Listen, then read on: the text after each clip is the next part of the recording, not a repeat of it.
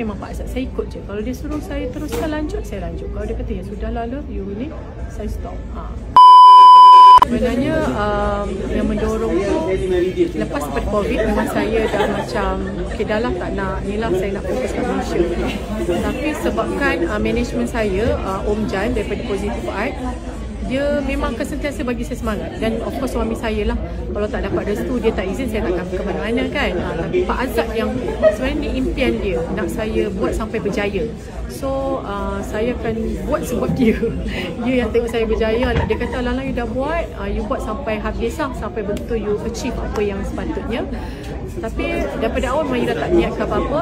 Rezeki tu akan datang tepat pada waktu saya percaya benda tu. Jadi bila datang balik bawang merah bawang putih, featuring pula dengan Nabila Maharani, sesuatu benda yang saya sendiri pun tak jangka, tak expect langsung. Dan saya juga dalam rangka nak masukkan, dalam proses sekarang ni, nak masukkan produk Ira Candita ke tanah Indonesia. So dia macam bersesuaian lah. Dapat pula lagu yang bagus, satu rezeki kan, dapat kolaborasi dengan Nabila Maharani, satu yang bagus. Saya ikutin je, saya jalani sajalah.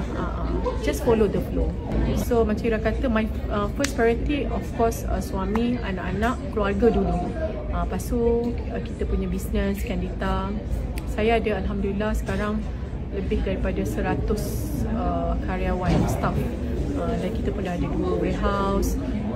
Semakin berkembang dengan baik alhamdulillah bisnes Candita. Sekarang kita nak masuk Candita ke tanah Indonesia.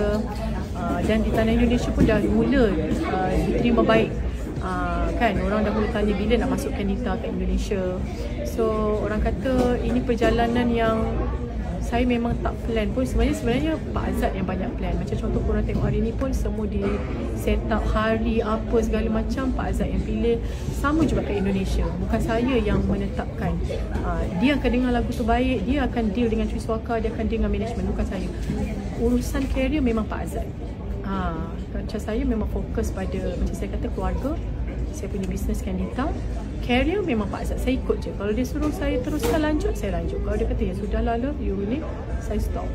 Kalau ada rezeki macam hari ni, saya pun tak sangka rezeki bawang merah bawang putih tu datang dan diterima baik.